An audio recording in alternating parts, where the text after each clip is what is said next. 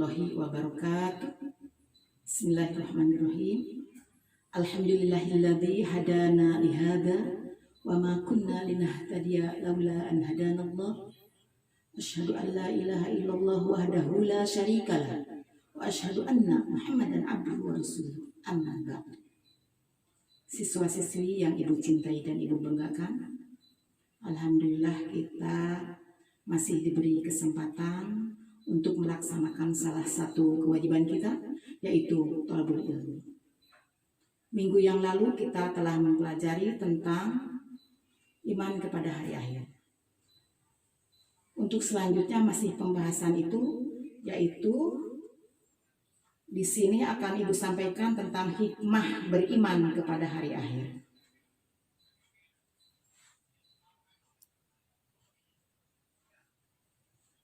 Hikmah kepada hari akhir di sini yang pertama supaya kita berbicara, bersikap dan berbuat berhati-hati dan penuh perhitungan serta tidak menurutkan kemauan hawa nafsu. Karena kita yakin bahwa segala apa yang kita lakukan di dunia akan dipertanggungjawabkan di hadapan Allah Subhanahu wa taala. Yang kedua, agar kita dapat bersikap optimis dan percaya diri untuk berbuat amal soleh. Karena kita yakin bahwa perbuatan yang baik akan dibalas dengan surga dan amal yang buruk akan dibalas dengan neraka. Beramal dan bekerjalah seolah-olah kita hidup selamanya, dan beribadah seolah-olah kita akan mati besok. Semangat bekerja dan khusus beribadah dengan selalu ingat kepada Allah di setiap keadaan. Hikmah yang ketiga, menyadarkan manusia untuk berhati-hati, penuh perhitungan dan disiplin. Yang keempat, selain itu berusaha maksimal mematuhi ajaran agama Allah. Yang kelima, berpandangan optimis akan adanya balasan kebaikan dari Allah. Dan yang keenam, menyadarkan manusia dari sifat lupa diri kepada tempat kembalinya, yaitu Allah Subhanahu wa taala, akibat kesenangan dunia. Yang ketujuh, menumbuhkan rasa sosialnya dalam kehidupan di masyarakat. Selanjutnya, tanda-tanda kiamat. Diriwayatkan dari Huzaifah bin Usaid Al-Ghifari berkata, Nabi Muhammad SAW pernah menghampiri kami sedangkan kami sedang membicarakan masalah tanda-tanda kiamat. Lalu Rasulullah SAW bertanya, apa yang kalian sedang bicarakan? Para sahabat menjawab, kami sedang memikirkan masalah hari kiamat. Rasulullah bersabda, sesungguhnya hari kiamat itu tidak akan terjadi hingga kalian mendapatkan 10 tanda-tandanya. Kemudian Rasulullah menyebutkan tanda-tanda kiamat satu persatu.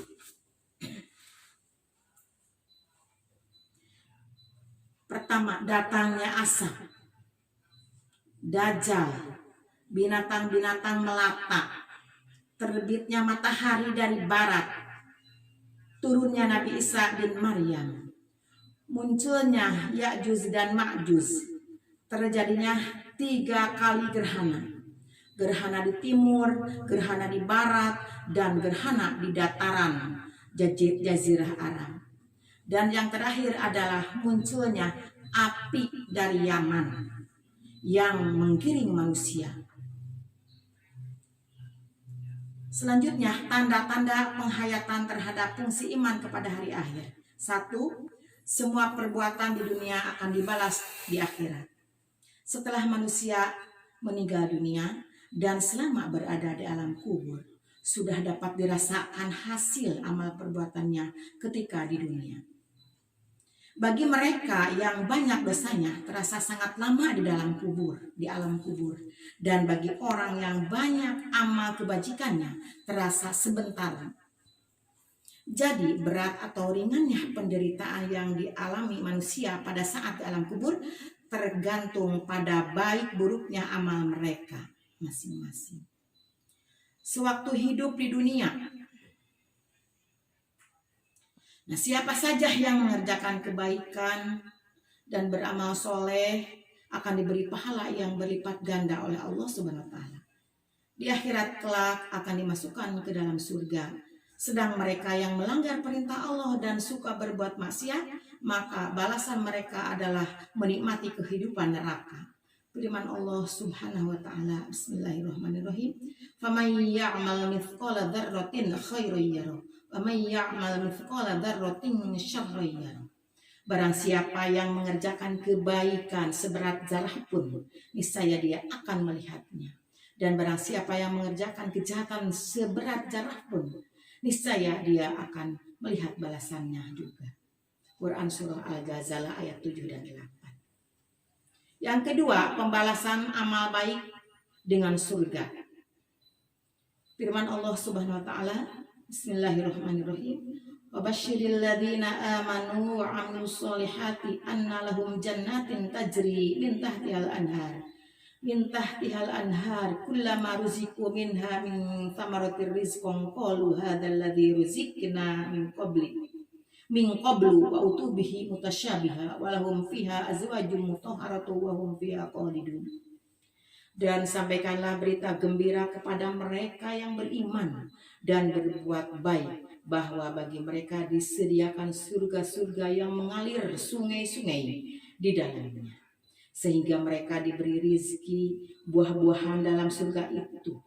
Mereka mengatakan, inilah yang pernah diberikan kepada kami dahulu.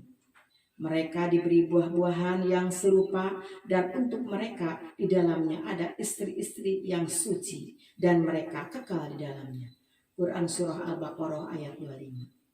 Janji Allah kepada orang-orang yang berbuat kebaikan banyak dijelaskan di dalam Al-Quran, seperti yang tersurat di dalam firman-Nya, bismillahirrahmanirrahim, illal ladzina amanu wa 'amilus solihati falahum ajrun ghairu mamnun.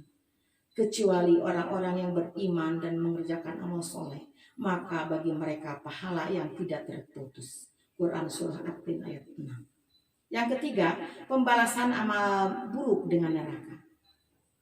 Allah mengadili sesuai dengan catatan yang dibuat malaikat Raqib dan Atid.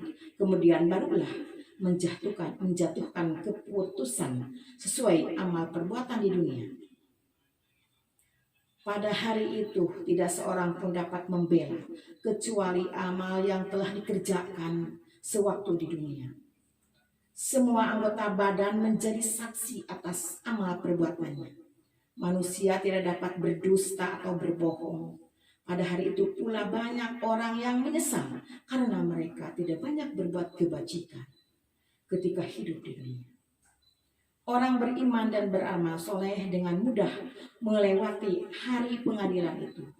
Sebaliknya, orang yang kafir dan suka berbuat kejahatan, pada hari itu mereka menangis dan meratap seraya memohon ampun kepada Allah, tetapi semuanya sia-sia. Karena Allah tidak lagi menerima permohonan dan tobat mereka. Imbalan yang mereka terima sesuai dengan keputusan Allah. Bismillahirrahmanirrahim. Fa'amal ladzi syaqu fa finnari lahum fiha zafiru wa syahiq khalidina fiha ma damatis samawati wal ard illa ma syaa rabbuka inna rabbaka fa'alun lima yurid. Adapun orang-orang yang celaka, maka tempatnya di dalam neraka. Di dalamnya mereka mengeluarkan dan menarik nafas dengan merintih. Mereka kekal di dalamnya selama ada langit dan bumi. Kecuali jika Tuhanmu menghendaki. Sesungguhnya Tuhanmu, maka pelaksana terhadap apa yang Dia kehendaki. Quran Surah Hud ayat 106 dan 107. Siswa-siswi yang Ibu cintai dan Ibu sampaikan, barangkali hanya itulah yang dapat Ibu sampaikan dari awal sampai akhir. Mudah-mudahan ada manfaatnya. Terima kasih atas segala perhatian. Mohon maaf atas segala kekurangan. Billahi taufiq wal hidayah wal inayah. Wassalamualaikum warahmatullahi wabarakatuh.